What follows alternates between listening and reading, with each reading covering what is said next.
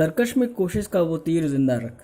तरकश में कोशिश का वो तीर जिंदा रख, हार जाओ सब कुछ ज़िंदगी में, फिर भी जीने की उम्मीद ज़िंदा रख। ये स्माइली आपको जो दिख रही है ना, स्माइली, ये आपको बता रही है कि आपको जीने की उम्मीद ज़िंदा रखनी है और हर हाल में आपको जीना है। लाइफ इसीलिए मिली है कि आप अपनी लाइफ को अच्छे से यूज़ करें। ठीक है, तो welcome and welcome back to my channel bankers मंडली पे आपका स्वागत है। और आज हम डिस्कस करेंगे यहाँ पर टॉप 5 अपकमिंग एग्ज़ाम्स इन 2022, यानी कि 2022 में आने वाले जो एग्ज़ाम्स होंगे बैंकिंग के, वो कौन कौन से एग्ज़ाम्स होंगे और इसमें जो टॉप 5 एग्ज़ाम्स होंगे वो कौन से होंगे जो आपके लिए इम्पॉर्टेंट रहने वाले हैं। और आप इसमें प्री से लेकर मेंस तक, या फिर कह सकते हैं प्री कम मेंस, या फिर कह सकते हैं प्री प्लस मेंस की स्ट्रेटजी को डिस्कस करेंगे आपके साथ। आपको बताएंगे कि प्री और मेंस कैसे एक साथ लेके चल सकते हैं, और चलना ही पड़ेगा आपको। ठीक है, तो जो एग्ज़ाम्स हैं वो कौन से रहने वाले हैं, उससे पहले हम कुछ बात करेंगे कंसिस्टेंसी की, मेहनत की और रेगुलरिटी की। उसके बारे में हम कुछ आपको बताने वाले हैं। वो है आपके सामने ये लाइंस।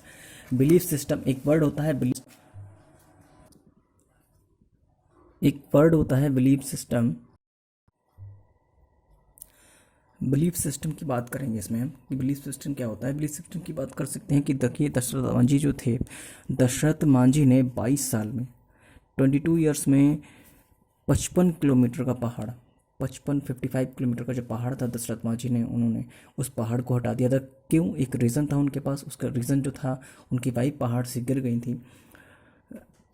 उनकी वाइफ जो थी पहाड़ से गिर गई थी, इसकी वजह से उनको गुस्सा आया और उन्होंने उस पहाड़ को ही काट डाला। उस पहाड़ को छेनी और हथौड़े से लेकर बिल्कुल हटा दिया था। तो उन्होंने एक रास्ता बना दिया था कितने 22 सालों में। उस बंदे ने ये भी नहीं सोचा कि मुझे कितना टाइम लग रहा है, भूखा प्यासा लगा रहा, और उसने कंसिस्टेंसी की बात जो मैंने की थी, रेगुलरिटी, वो उसमें दिखाई गई है। और ऐसे ही बात करते हैं मंडेला। कभी सोचा नहीं मंडेला ने कि मुझे 21 साल तक जेल में रहना पड़ेगा। मंडेला 21 साल तक जेल में रहा, उसके बाद क्या देखा वो तो आप ही जानते होंगे कि मंडेला के बारे में। सबसे बड़ा एग्जाम्पल आपके पास है दशरथ मांझी का, जो ये आपके सामने कि 22 ईयर्स में उन्होंने इतनी रेगुलरिटी रखने के बाद 55 किलोमीटर का जो पहाड़ था वो उन्होंने उखाड़ फेंका और उस पहाड़ को हटाकर एक नया रास्ता बना दिया, जिससे कि आने वाले लोगों को प्रॉब्लम ना हो। तो यहाँ स्टार्ट करते हैं। हम कौन से बात कर रहे थे, 5 अपकमिंग एग्ज़ाम्स होंगे बैंक में जो 2022 में आने वाले हैं। वो सबसे पहला हमारे पास जो टॉप में होगा वो है ESIC का, जो कि अभी रिवील हो चुका है। आप सभी को पता है ESIC की वैकेंसी आई चुकी हैं। उनके बारे में हम लोगों ने बात की है कि ESIC की वैकेंसी आ चुकी है। उसमें कौन कौन सी वैकेंसीज़ होंगी, वो है UDC, स्टेनो और MTS। तो हम बता देते हैं यहाँ पर, जो UDC होता है वो लोगों को नहीं पता, तो ये होता है अपर डिवीज़न क्लर्क होते हैं। जो लोअर डिवीज़न क्लर्क होते हैं उनसे एक क्लास ऊपर होते हैं अपर डिवीज़न क्लर्क। ठीक है, इनका जो ग्रेड पे होता है लोअर डिवीज़न क्लर्क से थोड़ा ज़्यादा होता है। स्टेनो तो पता ही होगा, स्टेनो इनसे पूछी जाती है, स्टेनो का टेस्ट होता है इनका। और MTS जो होते हैं वो मल्टीटास्किंग होते हैं, जिसे हम कह सकते हैं 4th क्लास में। ठीक है, तो ये ESIC की वैकेंसीज हो जाएंगी आने वाले 2000, ये तो इसी अभी रिलीज़ हो चुका है। और बाकी जो 2022 में आएंगे वो सबसे मोस्ट प्रेस्टिजियस एग्ज़ाम होगा, वो आपका होगा RBI असिस्टेंट का, जिसका सभी को बेसब्री से इंतज़ार है और जिसके लिए लोग अपना जी जान और जी तोड़ मेहनत करते हैं, क्योंकि ये कह सकते हैं कि रेगुलेटर ऑफ द बैंक कहा जाता है RBI को। ये वो बैंक है जिसमें सबको बहुत कुछ मिलता है, आप सोच नहीं सकते क्या क्या मिलता है। ठीक है, अगर आप मेट्रोपॉलिटन सिटी में है तो यहाँ पर आपको रहने का अच्छा सा फ्लैट मिलता है, नॉट कि ये आपको HRA और ऐसा कुछ, अच्छा फ्लैट मिलता है। मतलब असिस्टेंट को भी अच्छा सा फ्लैट मिलता है, पेट्रोल, मतलब एवरीथिंग मिलता है इसमें। अगर आप RBI असिस्टेंट बनते हैं तो बहुत बहुत कुछ अचीव कर लिया आपने। ठीक है, नेक्स्ट एग्ज़ाम आएगा आपका NIACL का असिस्टेंट आने वाला है। ठीक है, 2022 में। और उसके बाद जो सेकंड मोस्ट प्रोमिनेंट कह सकते हैं फेमस बैंक है वो SBI का क्लर्क भी आपका आएगा 2022 में। क्यों? इसका रीज़न ये है कि अभी जो CET को बात हो रही थी कि CET आएगा नहीं आएगा, तो 2022 में CET के थ्रू कोई भी एग्ज़ाम नहीं होगा बैंक का, और आपको सारे एग्ज़ाम्स IBPS के थ्रू ही मिलेंगे। ठीक है, और इसके बाद जो एग्ज़ाम आएगा हमारा वो आएगा LIC का असिस्टेंट। LIC के असिस्टेंट की हम और बात बता देते हैं कि यहाँ पर जो वैकेंसीज आएंगी वो मैं डिक्लेयर तो नहीं करूँगा, लेकिन जो अप्रॉक्सीमेट वैकेंसी होंगी LIC असिस्टेंट की वो 7000 से लेकर प्लस ही कह सकते हो, 7000 प्लस वैकेंसी होंगी। और ये वैकेंसी कम नहीं होती 7000 LIC असिस्टेंट के लिए। और जो तैयार है LIC असिस्टेंट के लिए वो इस वीडियो को लास्ट तक ज़रूर देखें। और अगर आपको अच्छा लगे ये वीडियो आफ्टर देखने के बाद, तो आप इसको क्या करेंगे, लाइक और सब्सक्राइब और शेयर ज़रूर करेंगे। ठीक है, आपको अच्छा लगे तो। नेक्स्ट एग्जाम आएगा आरबीआई ग्रेड बी। इसके लिए क्या होता है, वैकेंसी फिंगर्स में आती है, फिंगर्स में तो नहीं कहेंगे, मतलब काउंटिंग्स में आती हैं। और ये आरबीआई ग्रेड बी जो होता है थोड़ा अच्छे लेवल का एग्जाम होता है, ठीक है। जैसे ही नाम इसका है आरबीआई का ग्रेड बी है, तो ये एग्ज़ाम आएगा 2022 में। लेकिन इसके लिए जो रेगुलर प्रैक्टिस करने वाले या रेगुलर जो इसी को टारगेट करते हैं वही प्रिपेयर करते हैं। बट यहाँ पर मैंने जो टॉप 5 थे वो ऊपर लिख दिए हैं, ईएसआईसी, आरबीआई, एनआईसीएल, एसबीआई और एलआईसी। बाकी आईबीपीएस क्लर्क और आईबीपीएस पीओ तो आएंगे ही, आरआरबी का भी आएगा। लेकिन इनमें जो रिसेंटली आने वाले एग्जाम्स हैं वो ये होंगे, इसमें हम इंक्लूड कर सकते हैं अगर चाहे तो आईबीपीएस पीओ और आईबीपीएस क्लर्क भी आएगा और आरआरबी पीओ और आरआरबी क्लर्क भी आएगा, ठीक है। अब बात करते हैं, ये सारे एग्ज़ाम आपको अप्रैल तक मिल जाएंगे। कब तक मिलेंगे ये आपको पता होना चाहिए कि ये जो सारे एग्ज़ाम्स हैं कब तक मिलेंगे, आपको अप्रैल तक देखने को मिल जाएंगे ये वाले सारे एग्ज़ाम्स, ठीक है। क्योंकि आईबीपीएस का जो कैलेंडर वो आ जाएगा जनवरी में, लेकिन जो आईबीपीएस के एग्ज़ाम्स होंगे वो जुलाई मतलब मिड 2020 से स्टार्ट होंगे। और ये एग्ज़ाम्स आपको रिसेंटली जनवरी से लेकर अप्रैल तक दिख जाएंगे और एग्ज़ाम्स की जो रिवीलिंग होगी वो भी आ जाएगी कि एग्ज़ाम की डेट क्या है, ठीक है। अब बात करते हैं यहाँ पर कुछ कोट मैंने लिखा है, उस कोट के थ्रू आपको बताएंगे कि अगर ज़िंदगी में कुछ पाना है, अगर ज़िंदगी में कुछ पाना है तो अपने तरीके बदलो।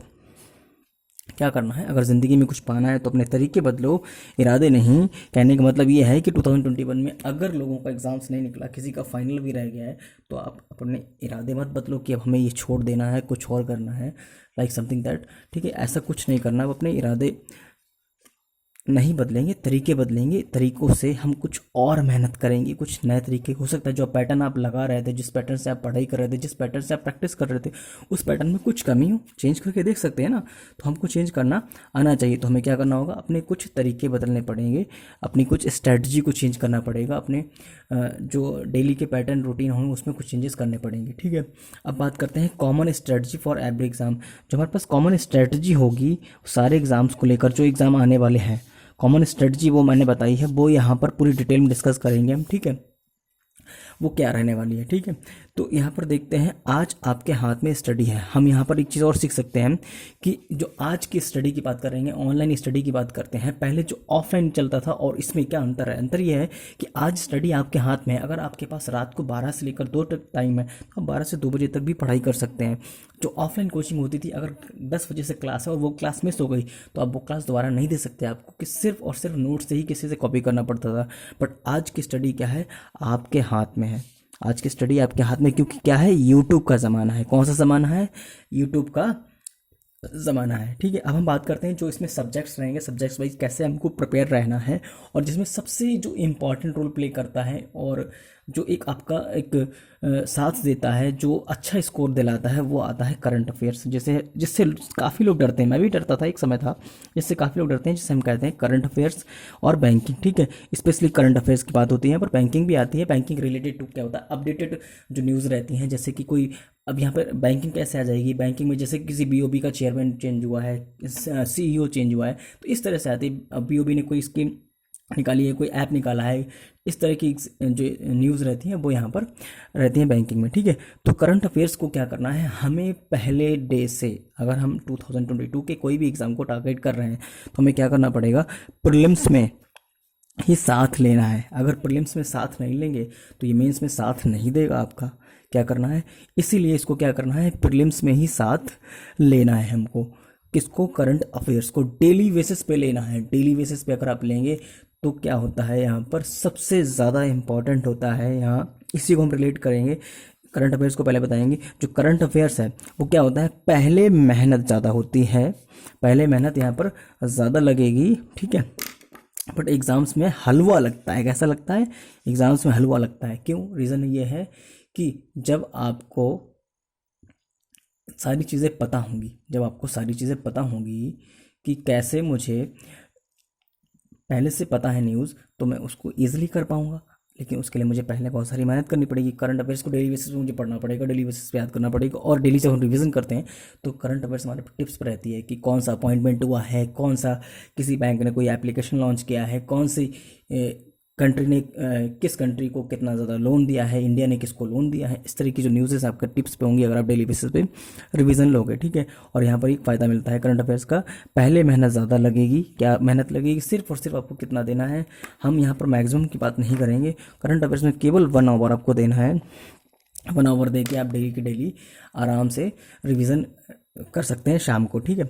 उसके बाद बात करते हैं हम यहाँ पर करंट अफेयर्स, और डिटेल में हम डिस्कस करेंगे आगे, ठीक है। अब करते हैं इंग्लिश। इंग्लिश की बात करेंगे। इंग्लिश में क्या है, आपको वो सिर्फ और सिर्फ रीडिंग अच्छी करनी है, बाकी ग्रामर तो सभी को आती है। ग्रामर लगभग क्वेश्चन सभी के सही हो जाते हैं।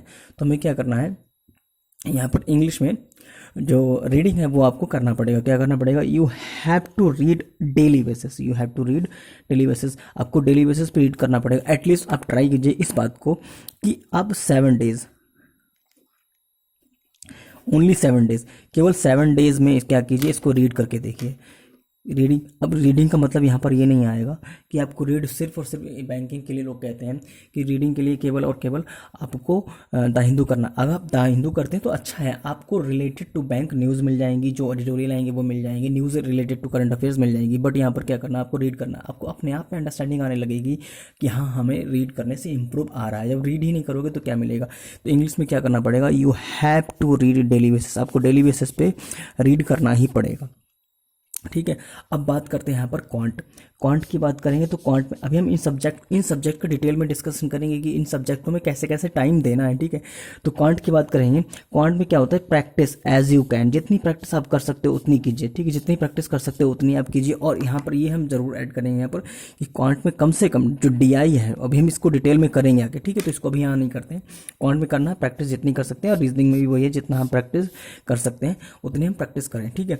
वही मैंने बताया था, CA क्या है, पहले मेहनत लगेगा बाद में हलवा लगेगा। कैसे लगेगा, आपको हलवा लगेगा। उसके बाद बात करते हैं क्वांट और रीजनिंग का, वही है कि ओनली प्रैक्टिस से ही कर सकते हैं, या फिर कह सकते हैं पहले भी मेहनत ज़्यादा है और बाद में भी।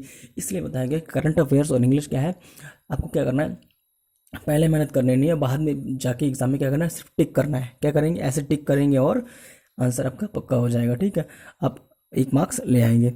अब यहाँ पर बात करते हैं, अगर वही काम करते आओगे, क्योंकि जो स्ट्रेटजी चेंज नहीं किया आपने, तो आप क्या करोगे, रिपीट करोगे। तो रिपीट नहीं करना है, क्या करना है, अगर वही काम करते आओगे जो पहले करते आए हो, अगर वही काम करते आए हो आओगे जो पहले करते आए हो, तो वही हो जाएगा, वही होता जाएगा जो पहले होता आया है। कहने का मतलब यह है कि 2021 में जैसे भी एग्ज़ाम आप देते थे, जैसे भी स्ट्रेटजी रखते थे, उससे चेंज करके आपको क्या करना है, अब अपने आप में इम्प्रूव लाना है।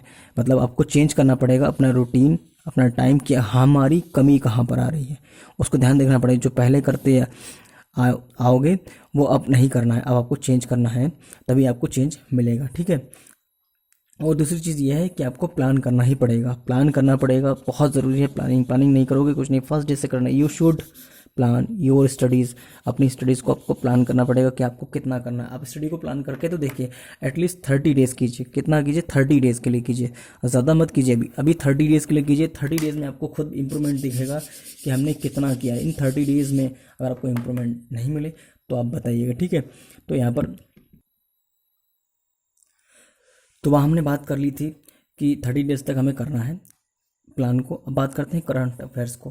फिर से हम करंट अफेयर्स पे आते हैं, और करंट अफेयर्स के लिए हम बताएंगे। करंट अफेयर्स देखने में लगता है कि नहीं, करंट अफेयर्स हम कर लेंगे, एग्ज़ाम के प्री निकल जाएगा तो हम करेंगे, तो ऐसा कुछ नहीं होता है। फिर आपको इतना बर्डन लगने लगता है कि आप बोरियत से पढ़ते हैं। बोरियत मतलब होता है कि आप बहुत लेजीनेस से पढ़ते हैं। ये कह सकते हैं कि आपको बर्डन लेके पढ़ते हैं, प्रेशर में पढ़ते हैं। जब प्रेशर में पढ़ते हैं ना, तो आप जो आज न्यूज़ याद करते हैं 10, उससे ज़्यादा प्रेशर होता है, उसमें से 80% भूल जाते हैं, 2 ही न्यूज़ याद रहती हैं। अब आप रेगुलर बेसिस पे अगर आप पढ़ते हैं, सिर्फ 1 घंटे से 70 मिनट लगेंगे, 60 से 70 मिनट लगेगा, आपको न्यूज़ याद होगी। मैंने प्रैक्टिकल किया है, मैं इसलिए आपको बता रहा हूँ, और इतनी कॉन्फिडेंस से तभी बता रहा हूँ जब मैंने किया हुआ है, ठीक है।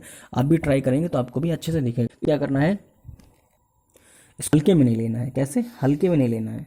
हल्के में अगर लोगे तो ये आपको हल्के में ले जाएगा, और ऐसा चेहरा दिखाएगा करंट अफेयर्स लोगों के से।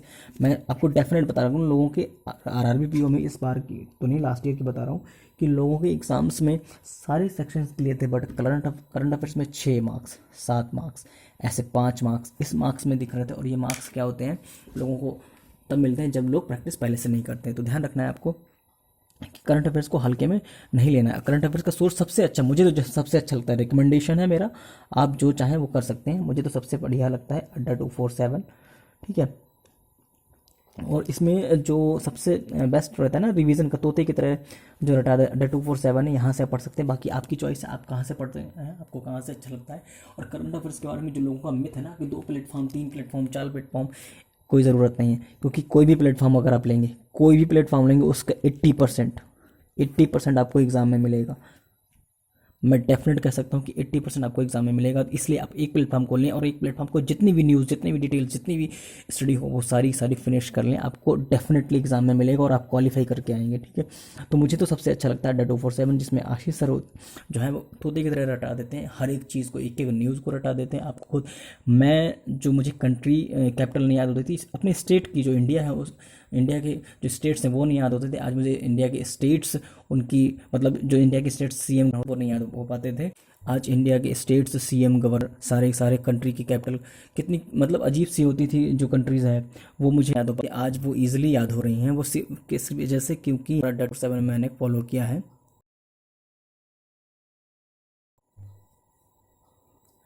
जो अड्डा 247 को मैंने फॉलो किया है वहाँ से मुझे सारी चीज़ें याद होने लगी हैं, ईजिली याद हो जाएंगी। आप एक बार ट्राई तो कीजिए, अच्छे अच्छे लोगों के सामने का, लोगों ने 20 डेज़ में भी, जिनका थोड़ा सा पहले तैयार था, उन्होंने अड्डा 247 आशीष सर के साथ मैंने देखा है SBI क्लर्क तक में लोगों ने, मैंने अपने साथ के लोगों को क्लियर करवाया करंट अफेयर्स को लेकर। लोगों ने हेल्प किया मेरे मेरे साथ डिस्कस करके कि करंट अफेयर्स कैसे करना और कितना अच्छा करना है। तो मैं डेफिनेटली बता रहा हूँ यहाँ से कि आप जो मिथ रहता है 2 प्लेटफॉर्म वाला वो भूल जाइए, यहाँ से किसी भी प्लेटफॉर्म को पकड़िए आप एक, और 80% आपको एग्ज़ाम डेफिनेटली मिलेगा। ठीक है, ये मैं डेफिनेटली कह सकता हूँ, इतना मिलेगा ही मिलेगा। ठीक है, अब बात करते हैं हम यहाँ पर, अगर एक सबसे बड़ा कोट, सबसे बड़ा मोटिवेशन ये होता है, अगर तुम्हारे अंदर कुछ भी करने की इच्छा है, करंट अफेयर्स को लेकर जो डर रहता है लोगों को वो निकाल देना है। कैसे?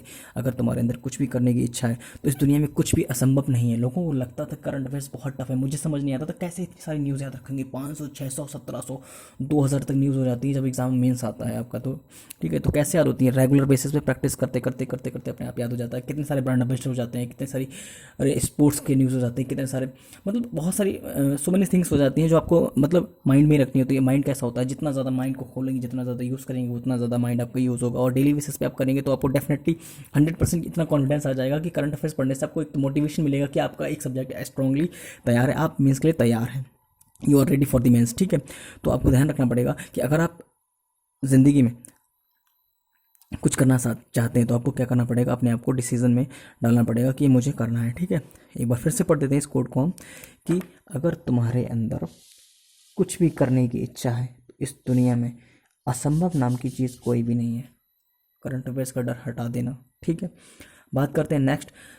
एक और लोगों के माइंड में रहता है कि हम मॉक कैसे स्टार्ट करें, कब से स्टार्ट करें, कितने दिन बाद करें, कितना सिलेबस के बाद करें, कि हमें पहले दिन से करना है या 20 दिन बाद करना है। तो कुछ नहीं, मॉक स्टार्ट करने का जो स्ट्रेटजी है वो ऐसा है, आजकल जो ग्रेजुएट होकर बच्चा आता है वो छोटा नहीं होता है। ठीक है, आप 1 week 2 week 3 week 4 week at least 1 month की क्लासेस कर लीजिए। अगर आप चाहें तो आपकी चॉइस है, 1 घंटे का मॉक होता है, आप कर सकते हैं। आप फर्स्ट डे से भी कर सकते हैं, कोई इसमें इशू नहीं है, कोई बहुत बड़ा मतलब रॉकेट साइंस नहीं है कि आप मॉक लगाएंगे तो पहले दिन से बहुत अजीब लगेगा। लेकिन हाँ, ये आपको आ जाएगा, बट कुछ टॉपिक्स अगर आप सीख लेंगे तो आपके मार्क्स आने लगेंगे। तो मॉक का ये है कि आप कुछ दिन क्लासेस कर लीजिए, उसके बाद अगर आप फ्रेशर नहीं है, जो फ्रेशर है उनके लिए बता रहा हूँ, जो फ्रेशर नहीं है वो मार्क अपना आराम से जैसे लगाते हैं वैसे लगा सकते हैं। एटलीस्ट अभी अगर कोई एग्ज़ाम टारगेट नहीं है तो 2 डेज़ में क्या करना है, 2 डेज़ में आपको 1 मॉक लगाना है, और जब एग्ज़ाम आ जाएगा तो आपको 1 डेली मॉक लगाना है। और जो टाइम जिनके पास डेली लगा सकते हैं तो वो डेली लगाएं। ठीक है, तो मॉक के बारे में ध्यान रखना है कि मॉक आपको कैसे लगाना है। अगर जो फ्रेशर्स हैं वो 1 महीने का सिलेबस कर लें, थोड़ा थोड़ा उनको आ जाए, उसके बाद आप मॉक लगा सकते हैं। और मॉक लगाना कौन सा, यहाँ पर एक और क्वेश्चन आता है कि मॉक लगाना कौन सा है। तो मुझे तो ये समझ में आता है कि any mock which you like, which you have, which you like, आपके पास जो भी है वो आप लगा सकते हैं। आपके पास जैसी सूटेबिलिटी हो मॉक को लेकर, जैसा बजट हो आपका, हो सकता है किसी का टेक्स्ट बुक का बजट हो, सॉरी 200-300 रुपये का, किसी का अड्डा का होता है 900-1000 रुपये का, किसी का और अच्छा होता है PM का, किसी का स्मार्ट किट का होता है। तो आपको जो अच्छा लगे। ठीक, रिकमेंडेशन में यहाँ पर ये है, रिकमेंडेशन में ये है कि आप कोई भी ले सकते हैं। आप स्टार्ट जैसे कि PM का ले लीजिए, ठीक है, अड्डा का ले लीजिए, आपको जो अच्छा लगता है। ठीक है, स्मार्ट किडा का ले लीजिए, जो आपको सही लगता है।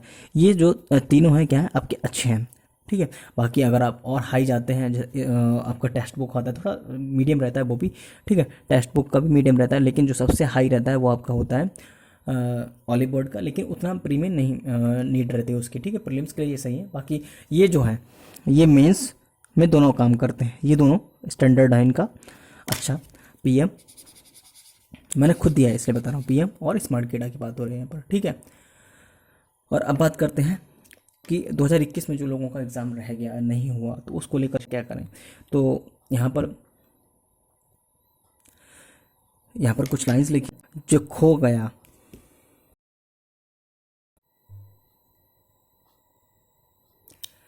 तो बात करते हैं जो खो गया उसके लिए रोया नहीं करते। 2021 में जो एग्ज़ाम नॉट क्लियर रहे लोगों के, तो उसके लिए अब रोएंगे कि यार नहीं हुआ, आप क्या करें। ठीक है, तो इसके लिए मैंने लिखा है जो खो गया उसके लिए रोया नहीं करते, और जो पा लिया उसे खोया नहीं करते। जो पा लिया उसे खोया नहीं करते, इट मीन्स आपके पास जो एक्सपीरियंस आया है 2021 का, मीन्स देकर फेलियर आया है या आपको कुछ मार्क्स से रहा, तो इसका मतलब आप लाइन में लगे हुए हैं और आगे लाइन में लगे हैं। विंडो जब खुलेगी तो आपका नंबर पहला होगा, विंडो जब खुलेगी तो आपका नंबर पहला होगा। इसलिए आप एक्सपीरियंस है ना, उसको आप आराम से यूज़ कीजिए अपने एक्सपीरियंस को। ठीक है, तो फिर से लाइन पढ़ते हैं, जो खो गया उसे उसके लिए रोया नहीं करते, जो पा लिया उसे खोया नहीं करते। उनके ही सितारे चमकते हैं दोस्तों, उनके ही सितारे चमकते हैं दोस्तों, जो मजबूरियों का रोना रोया नहीं करते। मजबूरियों का रोना रोया नहीं करते इसलिए क्योंकि किसी के पास टाइम नहीं है, किसी के पास सोर्सेस नहीं है। ऐसा दुनिया में कोई नहीं है जिनके पास सारी चीज़ों की कमी हो। अवेलेबिलिटी के अकॉर्डिंग सभी के पास सब कुछ होता है, बस उनके बजट के अकॉर्डिंग। टाइम जितना है उतने में आप करने की कोशिश करें। मैंने देखे हैं जो लोग 2 या 3 बजे के बाद दिन स्टार्ट करते हैं स्टडी का, वो भी सिलेक्शन में है आज, है ना। मतलब हाफ डे अपना निकालने के बाद, तो टाइम का रोना और चीज़ों का रोना ये सब बंद कर दीजिए और अपनी स्टडी पे फोकस कीजिए। जो है उसको हमें उसी को करेंगे तभी ना चमकना है अपने सितारों को। कैसे? मजबूरियाँ को रोना नहीं, जब रोएंगे तभी हमारे सितारे चमकेंगे।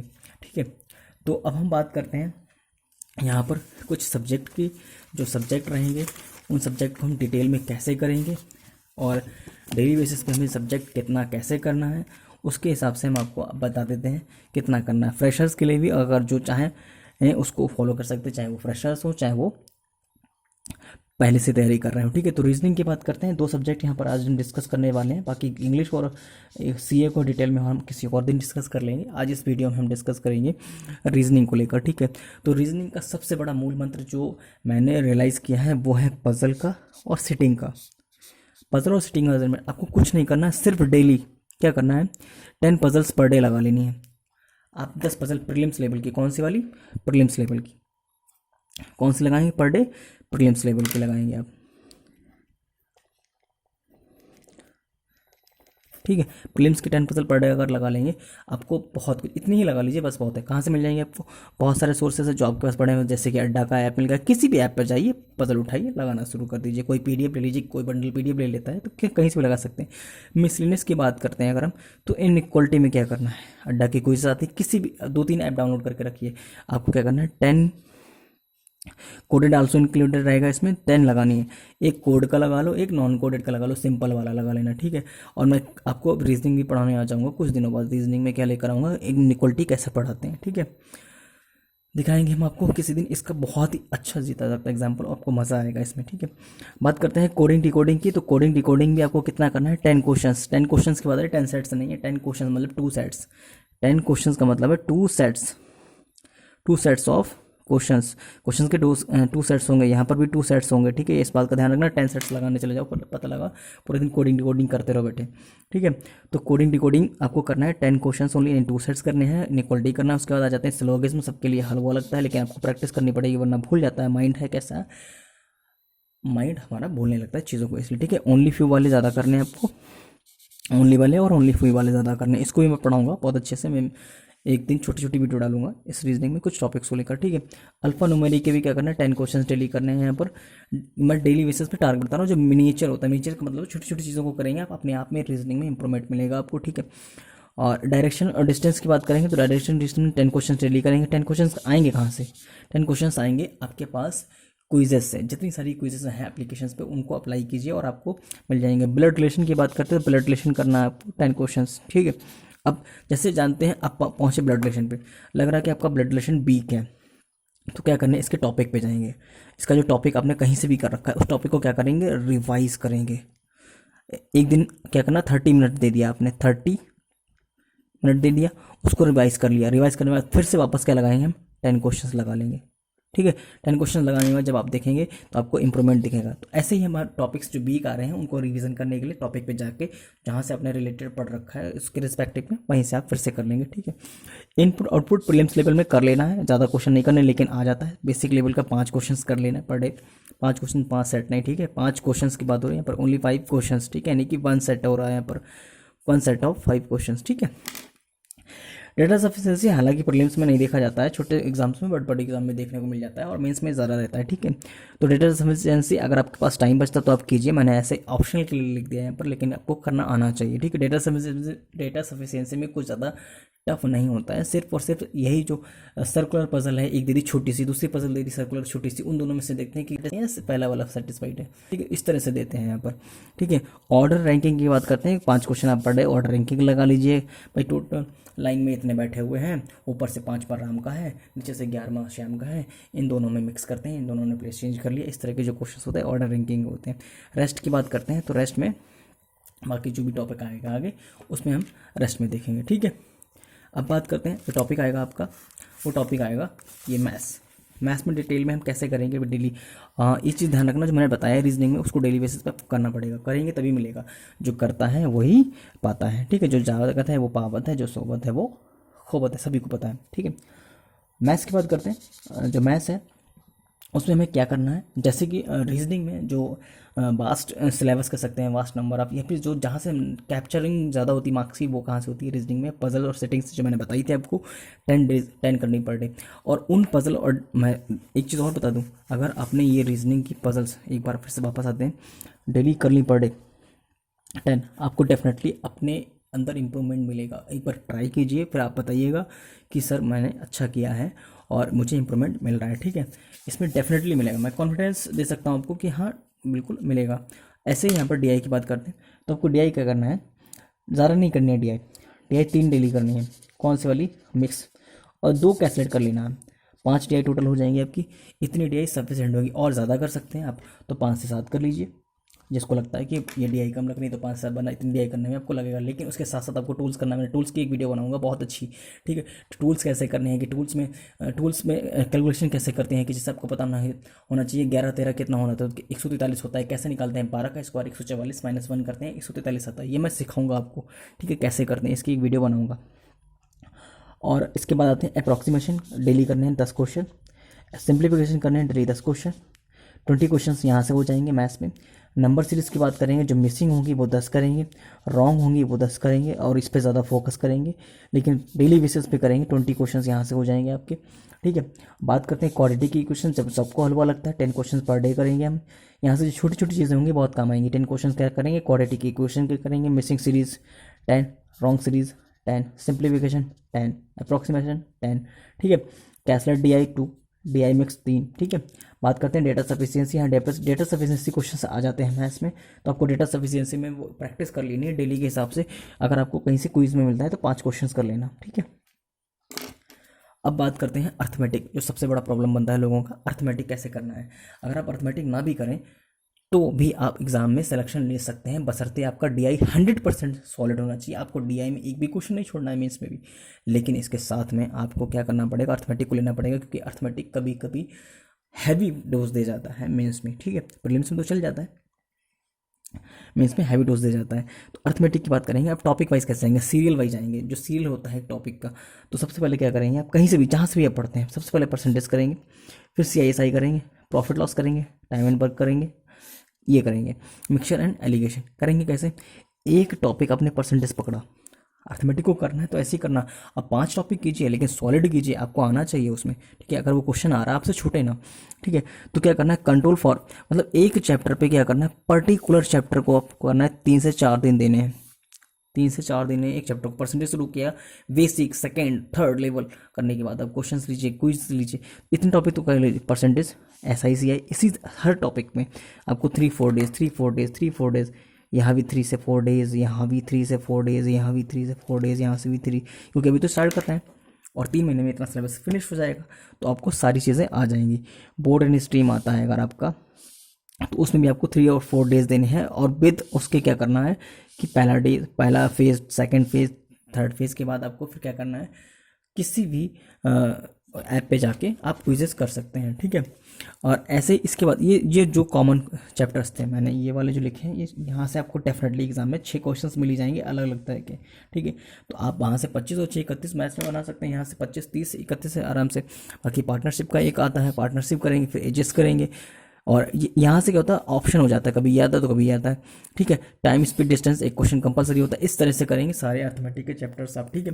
तो प्रोबेबिलिटी आप चाहें तो कर सकते हैं, ट्रेन कर सकते हैं, प्रोबेबिलिटी कर सकते हैं। और प्रोबेबिलिटी में परम्यूटेशन कॉम्बिनेशन आता है। तो ये टॉपिक आपको सेकेंडरी रहेंगे, ये प्राइमरी रहेंगे, ठीक है। तो ये आ जाएंगे पहले और ये आ जाएंगे बाद में, ठीक है। लेकिन करना आपको कैसे, जैसे मैं बता रहा हूँ बिल्कुल। बाकी आप जैसे भी कर सकते हैं। हाँ, एक चीज़ और मैंने यहाँ पर मेंशन की है, वो ऑप्शनल है, आप चाहें तो उसको जो है अपने अकॉर्डिंग मोल्ड कर सकते हैं अगर आप चाहें तो। जो एक बुक आती है सर्वेश कुमार वर्मा, जिसको हम कहते हैं क्वांटम किट, इसका लेवल 1 जिसने लगा लिया उसका प्रीलिम्स एग्जाम, मैं डेफिनेटली बोल रहा हूँ, जिसने लेवल 1 लगा लिया उसका प्रीलिम्स एग्जाम हर हाल में निकलेगा मैथ्स के साथ, ठीक। उसका प्रीलिम्स हर हाल में निकल जाएगा, ध्यान रखना। जिसने लेवल 1 लगा लिया, केवल लेवल 1 में ही बहुत सारे सवाल हैं, लेकिन इसको क्या करना है, आप लगा लीजिए, एक बार फिनिश तो कीजिए। आप एक बार चल के तो आइए पूरा रास्ता, फिर देखिए आपको क्या रिजल्ट मिलता है, ठीक है। तो यहाँ तक की जो सारी बातें थी वो मैंने आपको डिटेल में बता दी। आपको चैप्टर वाइज जाना है, चैप्टर वाइज करने के बाद सारी क्विजेस सॉल्व करनी है, ठीक है। और जैसे कि आपको चैप्टर वाइज सॉल्व क्विजेस करनी है। जब ये अर्थमेटिक हो जाएगा, ये अर्थमेटिक हो जाने के बाद आपको करनी कहाँ से मिलेंगी, अड्डा से मिल जाएंगी, ग्रेडअप से मिल जाएंगी, अफेयर क्लाउड से मिल जाएंगी, ठीक है, एस्पायरेंट जोन से मिल जाएंगी, IBPS गाइड से मिल जाएंगी। तो इतने सारे प्लेटफॉर्म हैं, आप जहाँ से चाहें वहाँ से इनकी क्विजेस उठा सकते हैं, ठीक है। और जितना चाहें आप यहाँ से पढ़ सकते हैं, इसमें कोई रोक टोक नहीं रहेगी आपके लिए, ठीक है। तो आज आपके सामने जो डिस्कस किया टॉप 5 अपकमिंग एग्ज़ाम्स रहेंगे, टॉप 5 अपकमिंग एग्ज़ाम 2022 में, उसके बारे में मैंने सारी स्ट्रेटजी आपको बता दी, सारी डिटेल आपको बता दी, कैसे करना है, कहाँ से मिलेंगे, कैसे रेगुलरिटी रखनी है। मैंने अच्छा खासा आपको एग्जांपल दिया जो सभी को पता है, मेहनत के लिए सब कुछ बदलता है, सब कुछ बदलता है और इजीली बदलता है, लेकिन आपको पता होना चाहिए। अभी से डट जाएंगे, अभी से डट जाएंगे, क्या करेंगे, डट जाएंगे, अभी से डट जाएंगे तो 2022 में एक जॉब पाएंगे, है ना। अभी से डट जाएंगे तो 2022 में अपनी जॉब पाएंगे, एक जॉब पाएंगे, ठीक है। तो यहीं तक रखते हैं आज के लिए और आगे फिर मिलेंगे। और आपको अगर अच्छा लगता है तो चैनल को सब्सक्राइब कीजिएगा, लाइक कीजिएगा, शेयर कीजिएगा। और जल्द ही हम और भी आपके लिए बहुत अच्छी अच्छी स्ट्रेटजी लेकर आएंगे। और तब तक के लिए नमस्कार, थैंक यू वेरी मच।